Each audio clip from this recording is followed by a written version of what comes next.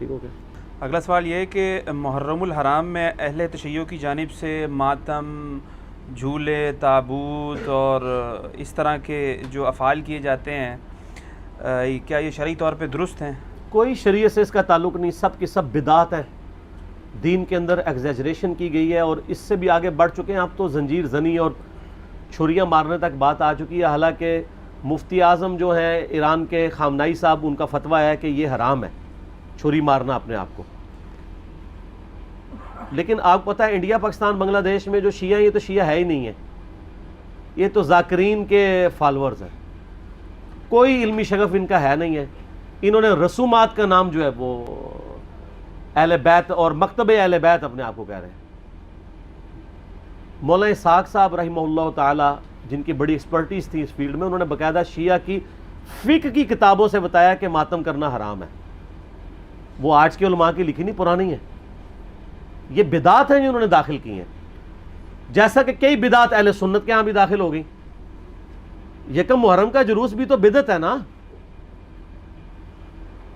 اگر 10 محرم کا بدعت نکالا ہوا انہوں نے، پروگراموں کے میں خلاف نہیں ہوں، آپ کریں، سارے خلفائے راشدین کے پروگرام کریں، لیکن سڑکیں بلاک کر کے لوگوں کو تکلیف میں ڈالنا، مریض ہاسپٹل تک نہ پہنچ سکیں، بچے سکولوں تک نہ پہنچ سکیں، اور اس طریقے سے یہ معاملات کو کرنا یہ نہیں ہونا چاہیے. آپ کنٹرول انوائرمنٹ کے اندر کسی گراؤنڈ میں سرمنی کریں، کسی مسجد میں کریں، کسی امام بارگاہ میں کریں، ضرور کریں.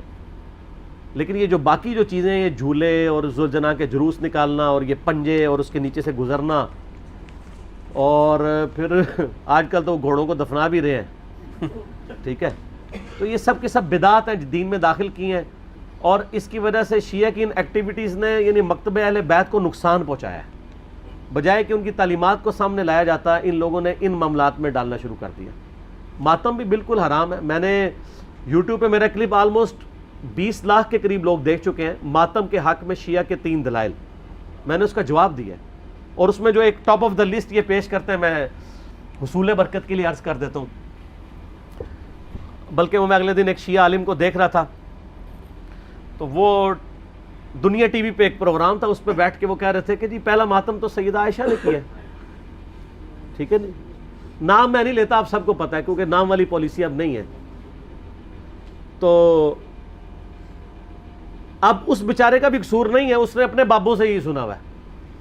اس نے مسند احمد خود کھول کے بھی نہیں کبھی دیکھی ہوگی، سنی انہوں نے نہیں کھولی بھی، تو اس بیچارے نے کہاں سے کھولنی ہے، جن کی اپنی کتاب ہے. ہم نے بہت پہلے ریکارڈنگ کرا دی کہ مسند احمد میں آگے الفاظ ہیں. سیدہ عائشہ کہتی ہیں، اتنا حصہ تو بخاری مسلم میں بھی موجود ہے کہ نبی علیہ السلام کی وفات میری گود میں ہوئی. تو سر اس سے سیدہ عائشہ کی یہ فضیلت تو ثابت ہوئی کہ اللہ تعالیٰ نے اپنے محبوب صلی اللہ علیہ وسلم کو سیدہ عائشہ کی گود میں وفات دی، تو یہ فضیلت بھی تو ثابت ہو رہی ہے نا. تو یہ بھی فضیلت پھر مانے نا. جیسا کہ اہل حدیث جب وہ موضوع پہ مسح، جرابوں کے مسح کی بات شروع کرتے ہیں تو کہتے ہیں وہ تو بخاری مسلم میں پگڑی پہ مسح کی بھی حدیث ہے. تو ہم کہتے ہیں اس سے صرف پگڑی کا مسح نہیں، پگڑی بھی تو ثابت ہو رہی ہے نا. لال رومال لاؤ تو پگڑی پاؤ. تو شیعہ جب کہتے ہیں کہ سیدہ عائشہ کی گود میں نبی علیہ السلام کی وفات ہوئی، تو سیدہ عائشہ کی تو فضیلت ثابت ہو رہی ہے. پھر وہ بخاری میں واقعہ بھی ہے مسواک والا. تو مسند احمد میں آگے الفاظ ہے کہ سیدہ عائشہ کہتی ہیں جب نبی علیہ السلام کی وفات ہوئی تو میں نے آپ کا سر تکیے پہ رکھا اور باقی عورتوں کے ساتھ مل کے میں نے اپنے چہرے کو پیٹنا شروع کر دیا. وہ کہتے ہیں نہیں دیکھیں نہیں، یہ ماتم کا آغاز تو وہیں سے ہوا ہے، لیکن اس کے آگے الفاظ ہے کہ یہ میری کم عمری اور ناسمجھی کا نتیجہ تھا. تو اگر یہ انہوں نے ثواب سمجھ کے کیا ہوتا تو کہتی کہ یہ میری میچیورٹی اور ثواب کے حصول کا ذریعہ تھا. تو سیدہ عائشہ کا رجوع ثابت ہے. یہاں پہ بھی ایک دفعہ جن دنوں میں ہم مناظرے وغیرہ کر لیا کرتے تھے، یعنی آج سے 10 سال پہلے کی بات کروں، تو ایک شیعہ ذاکر آئے تو وہ بھی کتاب اٹھا کے اپنی لے آئے کہ جی یہ سیدہ عائشہ نے. میں نے کہا یار تمہیں بھی دھوکہ دیا کہ ہم مسند احمد کھول کے آپ کو دکھاتے ہیں، یہ تو ہمارے حق میں دلیل ہے.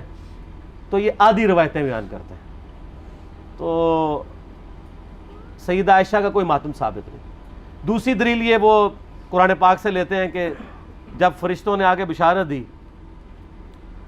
سیدنا ابراہیم کی جو پہلی بیوی تھی سارہ کہ ان کے ہاں بھی اب اولاد ہوگی، تو انہوں نے حیرانگی میں اپنا چہرہ پیٹا تھا، جیسے عورتیں کہتی ہائے اب بڑھاپے میں ایک 80-90 سال کی بوڑھیا پریگننٹ ہو جائے تو وہ تو پریشان ہی ہوگی نا. یہ انہوں نے یہ تو نہیں تھا کہ ہر سال وہ چہرہ پیٹنا شروع کر دیتی, ایک واقعہ تھا اور اسے ماتم کا ثبوت نکال لیتے ہیں.